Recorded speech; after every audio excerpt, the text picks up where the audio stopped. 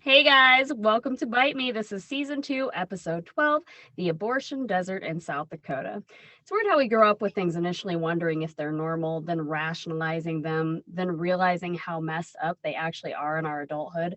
I remember when I moved to South Dakota, I was pretty shocked to learn that I had less resources here than in the Black Hills than I did in my hometown in Nebraska, where the population was 3,000. Being young and naive, I assumed this was a fluke and this is just normal everywhere. Well, it's not. Today, we're going to talk about the abortion desert in South Dakota and the effects it's having on womankind as a whole. Please welcome our guest from the Justice Empowerment Network, Tony. Tony, would you please introduce yourself and tell us a little bit about your association? Yes. So my name is Tony Miller. I am the co-founder of Justice, through Empowerment Network, or JEN for short. And we came up with that name for two reasons. One was in memory of a person that was a dedicated Planned Parenthood worker, and she passed away. And her name was Jenny. And then the other reason was we wanted to do like an offshoot of Jane, like Ask Jane. Like, sure. So we thought Jen. And then also when patients call us, they can just say like, hey, is Jen there? That's clever. Yeah. So they're not having to be like, oh, is this the South Dakota Abortion Fund? They can be like, hey, can I talk to Jen? Right. Because you never know who's watching and what kind of situation they're in. Well, that's very cool. So, to the best of my knowledge, your establishment is the only place that pregnant women can turn to for resources in South Dakota, or one of the few. What does that process look like with your association, and how hard is it to access those resources? What laws do you have to work around? So, abortion clinics in South Dakota are outrageously overregulated, first of all. So, talking about laws. I don't even know that there are any abortion clinics. One. There is only one. We have one. In Sioux Falls. Yes. In fact, so just real quick, since 2011, there was like 500 anti-abortion laws passed in the United States. And there are currently 90% of counties that don't have a clinic at all. And there's 5 states that only have one, including ours. And it is in the southeast corner. Right, where nobody lives. Well, Sioux Falls. But yeah, where nobody lives in Sioux Falls. Yeah, I get what you're saying. It's tucked away. It is. And so it's really difficult for people to get care in South Dakota, especially if you have to travel, because we have a 72-hour waiting period. My gosh. Yeah. So meaning that you have to meet first with the person that's going to provide the procedure or the medication or whatever it is that you're going to have. Right. And you have to meet with that provider face to face. There's no telemedicine abortion in South Dakota. And then you have to come back 72 hours later, and that same provider has to. You have to reserve pretty much probably a whole week of your time if you're traveling. Yeah. And who can afford that? And if let's say you're a young girl in school, the resources are not, because sure, that's fine if you're in Sioux Falls, but if you're in the Black Hills, where I am 5 hours from you, that's a little harder. Yeah. And so like most of the people that call us for help, we send them out of state. Like if you live in Pierre or Aberdeen, go to North Dakota. They have a Red River clinic up there. It's a 24-hour waiting period, but your first appointment can be over the phone or telemedicine. And so that doesn't require any travel. What is it in the Black Hills? Would it be Colorado then? Yeah. Okay. If you're further north, Montana. Okay. So, and we send people, if they're in the south central part, we send them to Nebraska. They've got a couple clinics down there. That it's a less stringent process in these areas. Yes, because they don't have the waiting periods.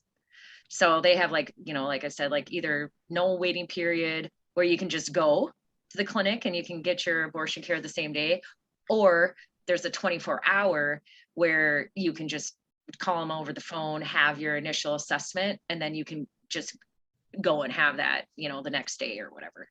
What is the purpose that these politicians have set these waiting periods in place? What is the point? Because just want to, well, they want to make it illegal, obviously. So they just try to put as many obstacles in place. Make you feel guilty. Make you feel guilty. It makes it harder. And it just, yeah, they're just trying to restrict access at every avenue, anything that they can do. And our 72-hour waiting period is so bizarre that it actually includes weekends and holidays. So if say that you have a holiday that falls on a Monday, you know, like a Memorial Day or Labor Day or whatever day, that doesn't count. You cannot. Oh my God. Yeah. For what? It's yeah, you can't, don't listen, if it's Memorial Day and you got a 3-day weekend, don't be thinking you're going to go get an abortion. No. Because you're not. That's crazy. So that means that abortion is very hard to attain in South Dakota, and that there is a lot of laws to navigate, is Yes. basically what it sounds like I'm hearing you saying. So I had heard at one point in time that women who undergo abortions in South Dakota have to follow it up with some type of like a Catholic religious counseling or some type of religious situation. Is that a myth, or is this true? And how do you think that got involved in the process? So it's not necessarily Catholic or religious at all, but back in I want to say it might have been like 2011, there was a push to make people go to crisis pregnancy centers, which are basically, you know, like if you need, you know, if you need help, then yes. And then so there was a push to try to make people seek counseling at these crisis pregnancy centers. And that did pass the South Dakota legislature, but Planned Parenthood sued like right away. And it's been held up in court for like 10 years. So that never passed. But these crisis pregnancy centers they're, you know, they try to convince people to not seek abortion care. And they use coercion and deceit, and they often outright will lie to patients about how far along they are in their pregnancy. And they will put their facilities next to real abortion clinics. And then once people get in there, sometimes they won't let them leave. Like this just happened in Sioux City like a few weeks ago. No hate language to Mm-hmm. Like, I remember at one point in time, my friend and I were volunteering at a soup kitchen, and before they would let any of the patrons eat, they said, okay, now we're going to each say something that we appreciate about God. And my friend stood up and she said, are we here to push our religious beliefs on people, or are we here to feed people? Like, what are we really doing here? You know, it's, yeah, a lot of people are masking religious freedom with religious persecution, and that's always bothered me. I've never been a fan of incorporating religion into healthcare. I just think that's scary. Yes. Oh, and that's there's a woman named Amy Littlefield. You should follow her on Twitter. She's written, I think she wrote for Rewire, but she investigated a lot of that. I'll have to look her up. Is she Native American? I don't think so. Okay. But she investigated a lot of these religious based, not just Catholic, but other private and different religious based hospitals. Okay. And reproductive health care. So yeah. Somebody needs to deep dive research into that, because it's getting pretty insidious out here. It really is like a Handmaid's Tale. Abortion has been performed safely for decades, and this coming straight out of the horse's mouth of nurses. I've heard them say this is a standard healthcare procedure. And do you think South Dakota in particular, why do you think they have such a strong aversion to that, being as, according to nurses, it's a standard healthcare procedure? How can we normalize abortion in South Dakota the way that they do in a place like, well, Montana or Colorado? I'm shocked that Montana is less stringent, by the way. Well, it's funny. It is, because I was surprised to hear that too. They actually have like 5 abortion clinics in Montana. Nice. Well, they are very big. Well, that's true. That's true. But I think they have more of a libertarian slant. Okay. That checks out. That I'm sensing some Ron Swanson in that area from Parks and Rec. Seems like that's where he would go. So yeah, that makes sense. But so what do you think it would take for us to become, well, as I was saying earlier before we started the podcast, come into the 21st century in South Dakota with that sort of thinking? What do you think it's going to take? Well, so in 2006 and 2008, South Dakotans like voted overwhelmingly to keep abortion safe and legal in the Yeah. state. But I think that our issue is that the opposition is so much louder than the proponents. And, the antis are just brazen, they're not afraid to bully others, which we've seen become more evident, with the MAGA crowd. Correct. And pro-choice people just aren't as vocal because the other side has become so extreme, and it's risky to put yourself out there. Correct. These people will come out. I mean, they will harass you. I mean, they'll harass your family. They'll come to your house. They'll call. I mean, it's and true. so it's not safe. Yeah. Just me like getting on TikTok and doing performative acts as a liberal, like that's, and putting that out there, like that does put me in jeopardy. I'll have two types of people that'll see me in public, assuming they see me at all. I'm not really that big of a deal, but let's assume that somebody recognized me. They're going to say, oh, I love your TikToks, or oh, you're destroying America. I'm going to come to your house and with my gun and all this. Like that's the two types of people you see. It's very diversified in America right now. And I think it's so, to me, like you're talking, when you started the question about that, it's healthcare. Right. But yet these people can scream and holler and call you baby killer and all these things for trying to seek normal healthcare. But we can't say out loud that we are even, pro-choice or even pro-abortion, without getting threatened. It's crazy. Every day I wake up and I can't wrap my head around it. Like, what puts you in that position over me? But, it really, for me, I'm like, well, there is such a thing as ignorant strength. I think their ignorance emboldens them to be so violent. People who don't understand things, that is ignorance. It's not stupidity is not ignorance. Ignorance is you're ignoring to the facts. You don't know things. And I feel like people who express that sort of mentality often first turn to violence once they become confused. And I think that's a lot of what goes on here. But, they're angry. They need to normalize therapy in men is what they need to do. So I think that's what our problem is that, we know that the majority of people in South Dakota do believe that abortion should remain safe and legal. They do. They just don't talk about it. They'll vote. When they can go vote, they'll vote for it because they know it's the right thing. But no, they're not going to be, wearing shirts, like I'm wearing, keep it, they're not going to do that because, it's maybe their family or their friends, or if they go to church or whatever, they don't. Right. Yeah. It's the fear of being ostracized from your group of people. And also white women, I think, have never really had autonomy from the white man. A lot of them are still in the Midwest. That's a ranching mentality and a culture that is still very much so controlled and manipulated by the working class white male.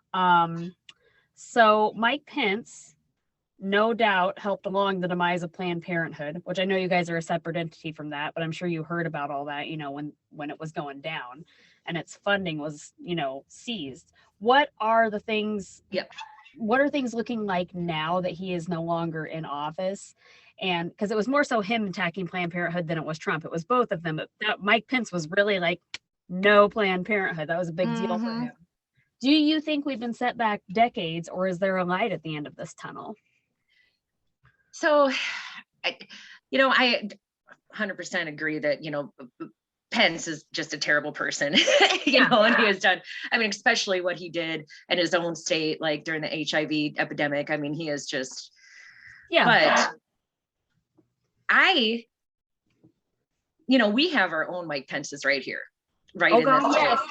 Like John Hanson, Fred Deutsch, Al Novstrup, these, well, she was my, it's not just the men, it's the women too.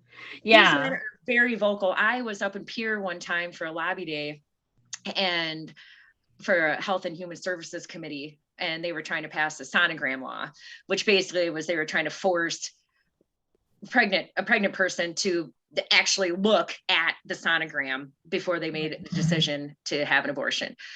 And John Hanson was on the committee, which I just find bizarre. Why is he on that committee? But he was sitting up there just in his chair, just like this, rocking back and forth. And he's like, just said out loud, that our goal is to overturn Roe v. Wade. I mean, Wow. they have no qualms. I mean, they will say this out loud. So No shame. They're all pride. They're proud of it. yeah. Easy. So and like you said, Christy Nome, she's making sure that we can't even have medication abortion in South Dakota, which everybody knows. Well, not everybody knows. I know, and most people know that it's been proven to be very safe, very effective. But she has outlawed, telemedicine abortion, medication. Even for my dog. I can't even get telemedicine for my dog. Like, yeah, I called the other day. I just wanted to get him some online health insurance, my Mastiff, like whatever. And they were like, we cannot help you. You're from South Dakota. Your governor does not allow any telehealth. Any. Like, not even for your dog. So, isn't that crazy? Wow. Just for him to get like some seizure medicine, even for him to just be seen, via a Zoom call or something. Like that's how, like, I don't know. She doesn't believe in computers. I don't know what the deal is there, but yeah. So it sounds like what you're saying is the light at the end of the tunnel is once these people get out of office. Well, no, actually, I think the light at the end of the tunnel, it really would only be for us to pass the Women's Health Protection Act, like federally. Yeah. Because if that gets passed, then it doesn't matter if Roe is overturned. Because there's states, I think there's either 11 or 13 states, including ours, that have a trigger law. So if Roe is overturned, it's automatically illegal. So we have a trigger law in place that was passed in 2005. If Roe v. Wade is overturned, abortion is not legal in South Dakota anymore. But if they pass this Women's Health Protection Act, Roe won't matter. So then we'd be like Texas. Yes. At that point. If we can't get that, if federally, on the national level, if they can't get that Women's Health Protection Act passed. That's scary stuff. So the other person we're talking about, bad people, McConnell, of course, because he packed the courts with people that don't see Roe as precedent. I don't know how he's not dead. I don't know. Every day I'm like, how is this corpse still walking? I don't know how he's not dead. He's Palpatine. I tell people I always say that's Palpatine right there. He'll be seeing somebody homeless in the street laughing. Like, it's really evil, that guy. I don't have anything good to say about Mitch McConnell. Mm-mm. But yeah. Another thing we need to get rid of too is, the Hyde Amendment, which makes it illegal for people that have Medicaid. And I think IHS too, they can't, that doesn't pay for any sort of abortion care. Yeah. So we, if there was a way we could get rid of the Hyde Amendment, that would really help, because as we know, abortion, if it's legal, it really doesn't matter if you can't have access to it and you can't afford it. Yeah. It doesn't matter to somebody if our trigger law hasn't come into effect. Right. If you can't afford it and you can't get to a clinic, you're screwed. It doesn't matter. Well, hopefully some people are getting to learn a lot today. We'll be right back on Bite Me. We're going to take a quick break. Okay, guys, welcome back to Bite Me. This is season 2, episode 12, The Abortion Desert in South Dakota. We're here with our guest, Tony from Gen SD. Tony, obviously in your line of work, you've seen some things, I'm assuming. I also understand that a certain amount of client privacy has to be withheld when asking you this, but what is a story that sticks out in your mind? Is there a certain experience or set of experiences that inspire you to keep going on with this? Well, it's extremely rewarding, first of all. When I first started in this field, I was working with a person who was struggling to come up with money that they needed for their procedure. And they pulled up a photo that they had saved on their phone of household chemicals, bleach, peroxide, Drano, that stuff, and said, do any of these actually work? Because if they do, then I don't want to spend the money. They were planning an at-home abortion. Okay. Yeah, with like household. Yeah. Yeah. Wow. And so we made her promise that that she wouldn't do any of those things, that we would get the funding, that she would come back for her appointment. And that just made me think, like, how many other people have done this. Yeah. I've known women who have gone in bathrooms and done such a thing. I don't even know how they survived it. Yeah. They do. Listen, people at home, don't do this. No. Yeah, that's why we're doing what we're doing. Call us. Yeah, call Jen SD. Yeah. Okay. And so it was, so that was just like something that you just think about all, like every day, like, yeah, that right there would keep you going, because if, like, look what could have happened to this young girl if we hadn't been there to intervene. What situation would she have been in? Yeah. That's crazy. And, another thing too, is that it's just absolutely amazing. Like when you tell somebody what you do, that you work for an abortion fund, and, just like straight, and then they'll say, oh, well, I had an abortion. And then they'll say, like, I've never told that to anybody before. You're the first person that I've ever told that to. Yeah. And, just to think that this person has been carrying this around with them and didn't think that they had anybody in their family or their friends, or, that they trusted, that they could talk about that with. It's a safe space. Yeah. Common ground where people don't have to feel ostracized. They don't, because so many people around here would have somebody feel guilty. So this is, a situation where they can go and it's okay. It's a normal healthcare procedure. Yeah. I mean, there's people that have gone decades without saying anything. And then they hear like a conversation, or they hear, us in our group, talking openly about abortion. And they're like, oh my gosh, I've never. Yeah. And they're so thankful. And we're thankful. There are pastors' wives. There are those picketers, the pro-lifers outside of the clinic that have gone in and gotten. I've read in Gloria Steinem's book. She talks about it in her On the Road. She talks about how she talked with abortion clinic specialists, and that most of those women are there to get an abortion while they're picketing because they don't have access, and that's the only time. Makes sense if you think about it. It's just so nice that. It's so nice that centuries and centuries can go on, but you will always find women somewhere that will help other women like you. That's wonderful. Well, I was going to just talk about another one that like really sticks out, like with this work. We had a volunteer recently that made a 1,300-mile round trip to bring a patient to a clinic. That's a lot. It was actually actually out kind of around your area. Okay. And, yeah. And so, I mean, this guy, like she needed transportation, and he volunteered to drive her. Okay. And so, I mean, we have people that will drive people to clinics in Colorado. We've had volunteers drive people up to North Dakota. We've had people that are open up their homes to total strangers, like for a night. Like we've had some people that had to go to like St. Paul, that, we pay for lodging, hotels and stuff like that too. Yeah. But if we can find somebody that will let them stay for free, obviously that works for us. So yeah, we've had people just open up their homes, and so that's another thing. It is a thing that's happening and does happen. It's just not talked about. So if you're at home and you're having this issue and you're wondering and you're worried, and people are telling you that you have to do this one thing, you can know that you have resources. We do have that here, and people are willing to help. That's a wonderful thing. And the other great thing is that we've even had some people that we have helped get back to us and say, that just obviously how thankful and relieved they were, like when they made that initial phone call saying, can you help me? And we say, yes, we can help you. And just like the, oh my gosh, and then they call us later and say, I want to volunteer, or I want to donate, when they are in a position to do so. Yeah. Like they've said, like, when I am in a place in my life that I can give back, I want to do that. Yeah. It's paying it forward. Mm-hmm. I get that.